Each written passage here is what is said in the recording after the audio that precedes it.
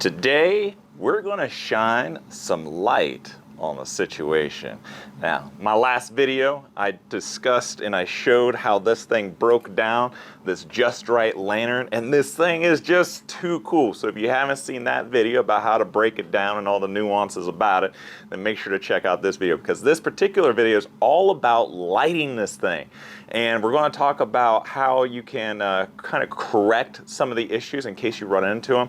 But for the most part, these things are pretty indestructible. Now, you may have to get a couple replacement parts if you have a carbide lamp or lantern. I was pretty fortunate with this one. It's in pretty good shape, even though the tin looks worse for wear, right? I got to get a replacement. That way I can actually take it out, because I really don't want to destroy this one. This piece of history is just too awesome to let, you know, fall apart or whatever. But so what I have here is the Justrite No. 10 lantern. And Justrite company is an early 20th century company. It actually started in I think it was, you know what? Before I mess it up, I'm just going to put the date right here, because I don't want to lead you guys astray. But the company still exists. Unfortunately, the company doesn't put really any history on their website, which is really unfortunate, because they got a pretty proud history, especially with the mining industry. Now, how does mining carbide lanterns relate to camping? Well, come to find out, the Boy Scouts sold carbide lanterns in the early 20th century, and there's even campcraft writers that mentioned using the carbide. Now, there's some pros and cons with it, just like everything. First of all, this is heavier than a flashlight. So does it really work in today's outdoor purposes? Probably not. If we're going to be honest, probably not. You know, with the weight and, you know, the carbide's expensive. This whole thing here, this is 1 pound, and I was able to buy it, I think, on Amazon. It cost me like $24. And if you really are interested, I'll put the link below in the description box. That way you can get it as well. But it's not cheap. Now, as far as cost goes for like white gas keeps going up, and that's unfortunate. These older style of camping accessories are just going to get harder and harder and harder to use, unfortunately, as they fall farther and farther out of favor. But there's some really neat benefits about using carbide versus things like white gas, or even using things like kerosene. You know, we got kerosene lanterns here, and carbide actually is safer than both of those.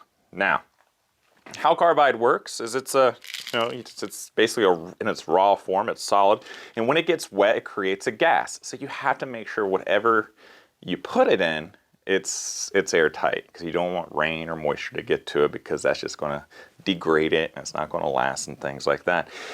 You also have to have a water source. So water, carbide, you're good to go. And it doesn't even have to be clean water. Of course, clean water is always a positive, but if you can find a creek or a lake, you know, some type of solid water source, then you will be good. Another nice thing about this lantern is how much light it puts off. It surprised me. The first time I lit it, I wasn't too impressed, to be honest. I'm like, man, that kind of sucks. It's a little let down. The second time I lit it, I don't know if it's because, you know, the jet got cleaned out. Maybe I used a little bit more carbide, or I shook it up. Anyhow, I don't know what happened, but this thing shoots out light like farther than 50 feet.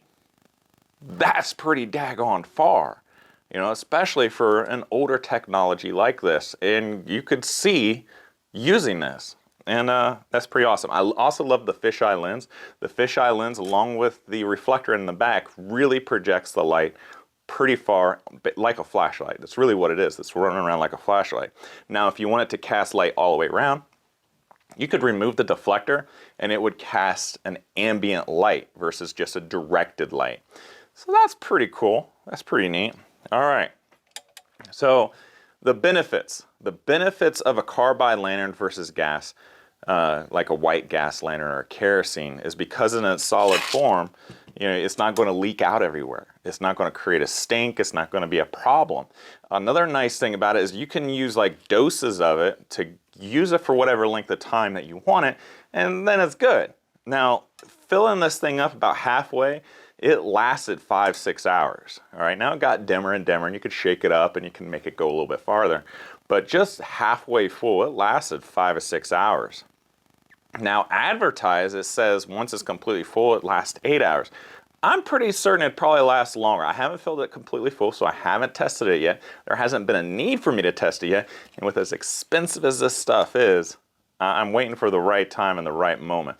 And generally speaking, you know, I don't really need a lantern to last 8 hours. I really just don't.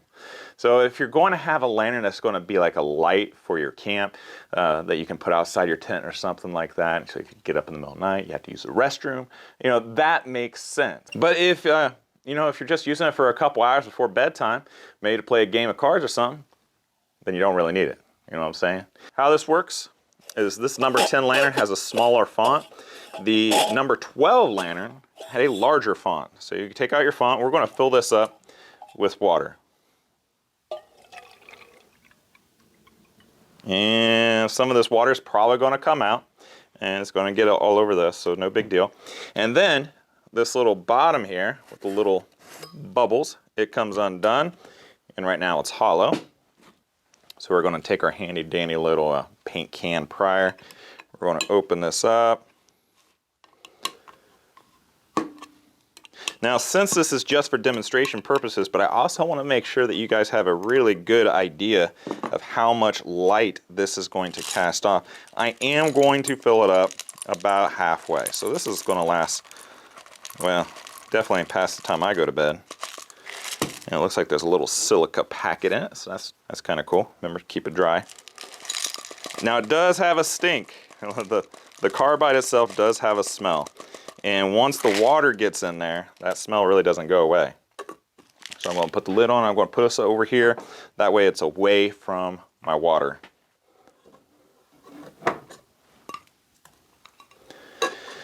So we loaded that up, and we're going to screw this on. And there's holes in the side of that container, and it's going to let the water seep in. It's going to trickle in. Now, there's a couple different ways the carbide lanterns work. Some of them use a drip, and miners really don't care for the drip because it's difficult to kind of control how much water. There's like little dials on there so you can try to regulate the drip, but oftentimes those drips get corroded and kind of messy. So a lot of them actually like this method where it's like plunging. You're plunging the container of carbide into the water, and there's going to be a gas that's going to be created. And we're going to shake this around. Hopefully not drip water everywhere. But we can actually start hearing some bubbles in it. So we know it's working. Again, we're going to get the water in there, get it started. So it's going to create the gas. The gas is called acetylene gas. Yes, it's that same acetylene gas that you use for metalwork. All right. We got the bubbles going. All right. So now we're going to take this off like so, and going to open up using this little dial here.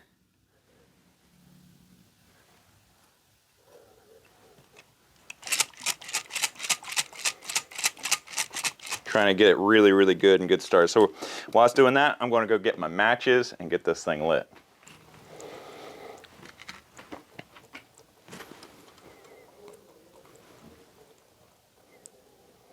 All right, so we've got my matches here. I'm going to go ahead and open this up just a little bit.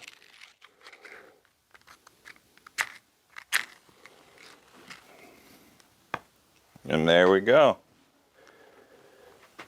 As you can see, it's lit up really nicely. It doesn't take any time. In fact, let's do a little bit of an experiment. Let's see if, if sparks themselves can actually light this acetylene gas.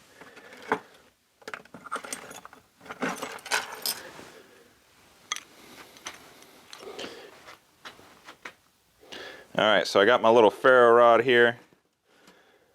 Going to open that up. And that's some. Let's do that again. So we close it up, open it up, let the gas go. So you don't even need a match. All right, so now we can actually increase this to let more and more gas out. Go ahead and close this up because it can blow it out really easy. That is one of the problems. But once it's in its little glass globe, like there's really no concern about it. Let's see.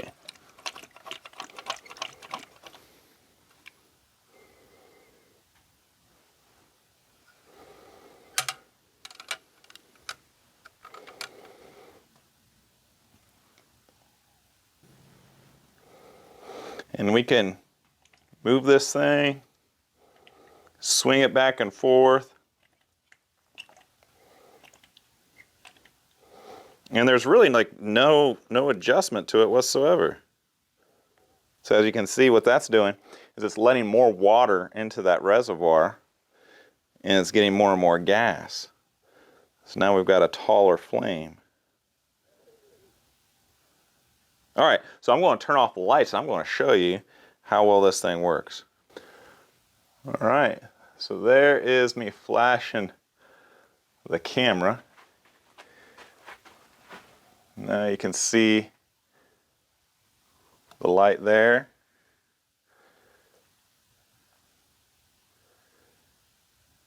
Like that's shooting off some pretty good light.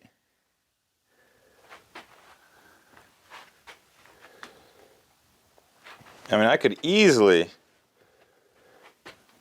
walk in the woods and not have any problems with seeing things. We look around.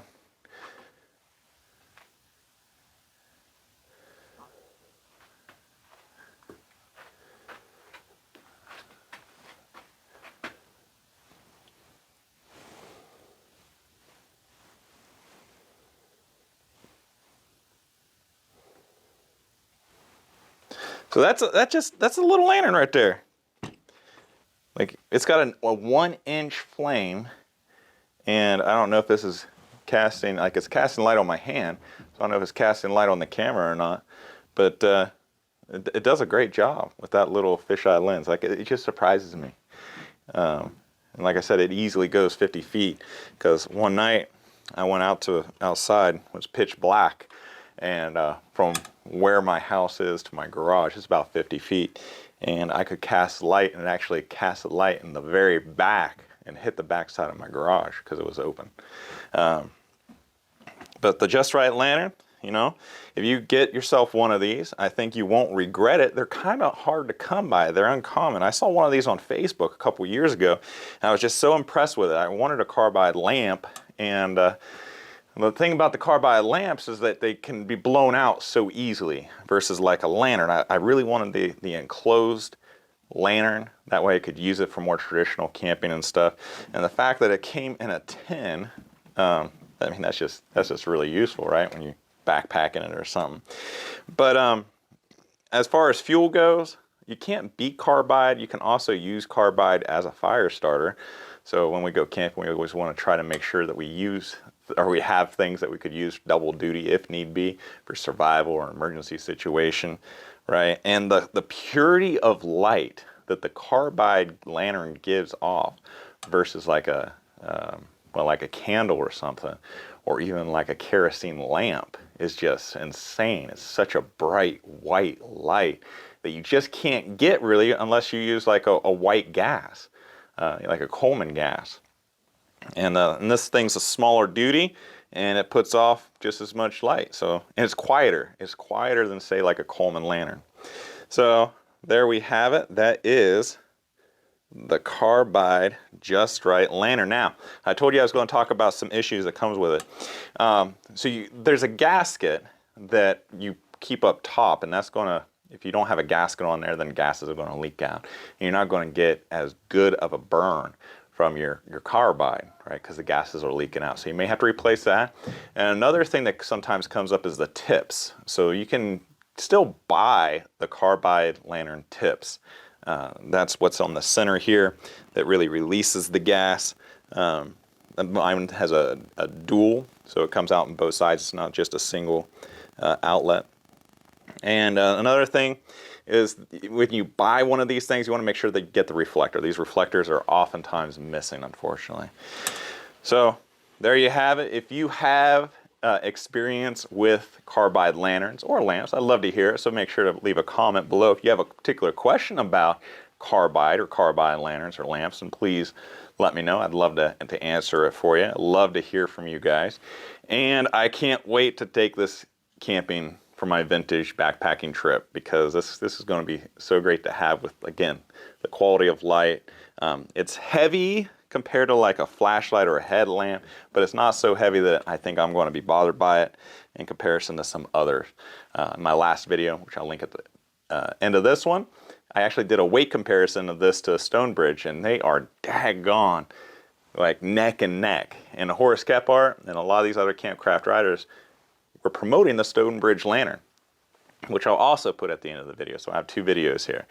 And I was just surprised. I think if I was going to choose one or the other, honestly, I'd choose the Justrite versus the candle lantern. There's something cool about candlelight, don't get me wrong, but this is pretty cool too. It's on its own level. So anyhow, if you like this video, please click like. That way you're helping other people find the video. It helps this channel, of course, and everybody will really appreciate it. If you are interested in checking out my Camp Crafters Guild community, check it out for 5 days free. It's pretty cool. We have the bi-weekly roundtables. We have special guests come on. We have a book club once a month, and right now we're reading a book from 1948. So the book club's all about campcraft riders. And if you're a member of the book club, you just have to join, right? If you're a member of the book club, then you will have the opportunity to choose your own book. And we discuss it at the end of the month. It's pretty cool. It's pretty fun. The last one was really neat. A lot of the guys came around and they were talking about different things that they tried from the book. Like Mike Ross, he tried out the bug dope. Wes, he decided that he wanted to try out making the reflector oven. And we have Terrence, that he was talking about his experiences using different types of historic treatments, even using silicone. Silicone wasn't exactly historic, but using the same premise to make a treatment for canvas goods and cotton goods, balloon silk. So anyhow, you never know what you're going to learn from each other. You never know what kind of great conversation, and it's just a great group of people on the Camp Crafters Guild. If you would like to be a part of a great community of people who like experimenting and learning and doing things, then check it out. We'd love to have you on there. And again, the bi-weekly roundtables is worth the price alone, if you ask me. And as the things keep growing, that just means more opportunities are coming. So if you'd like to know more about the Justrite Lantern from the last video, then check it out here. If you're interested in checking out the Stonebridge Lantern video I made with the history and all like the nitty-gritty about it, and we take a deep dive into it because it is a really cool lantern, then take a look here. I hope you guys have a wonderful week. Give a kiss to your loved ones, and I will see you guys next time. Take care.